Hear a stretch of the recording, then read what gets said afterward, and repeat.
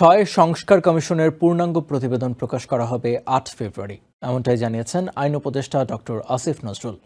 মঙ্গলবার এক সংবাদ সম্মেলনে তিনি আরও বলেন, রাজনৈতিক দল ও জুলাই অভ্যুত্থানের শরিক বিভিন্ন পক্ষের সাথে আলোচনা ও সমঝোতার মাধ্যমে জাতীয় ঐকমত্য কমিশনের প্রথম আনুষ্ঠানিক বৈঠক অনুষ্ঠিত হবে। এদিকে স্বরাষ্ট্র উপদেষ্টা অবসরপ্রাপ্ত লেফটেন্যান্ট জেনারেল জাহাঙ্গীর আলম চৌধুরী জানান, চাঁদাবাজির কারণেই বাড়ছে নিত্যপণ্যের দাম, তাই চাঁদাবাজি বন্ধে কাজ করছে সরকার। অন্তর্বর্তী সরকারের গঠন করা বিভিন্ন খাতের সংস্কার কমিশনের প্রতিবেদন আগামী ৮ ফেব্রুয়ারি প্রকাশ করা হবে বলে জানিয়েছেন আইন উপদেষ্টা আসিফ নজরুল। মঙ্গলবার রাজধানীর ফরেন সার্ভিস একাডেমিতে প্রধান উপদেষ্টার প্রেস উইং আয়োজিত ব্রিফিংয়ে এই কথা বলেন তিনি। সংস্কার কমিটির প্রস্তাবনা নিয়ে ফেব্রুয়ারির মাঝামাঝিতে রাজনৈতিক দলের সাথে বৈঠক করবেন প্রধান উপদেষ্টার নেতৃত্বে জাতীয় ঐকমত্য কমিশন বলেও জানান আইন উপদেষ্টা।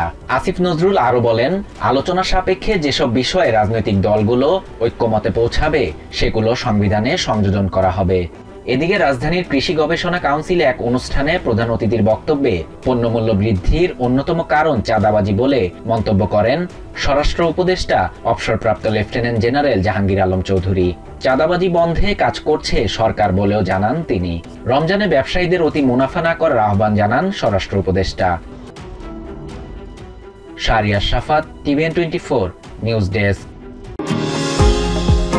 নিউ ইয়র্ক থেকে সম্প্রচারিত টিভিএন 24 টেলিভিশন বিশ্বজুড়ে বাঙালির কণ্ঠস্বর।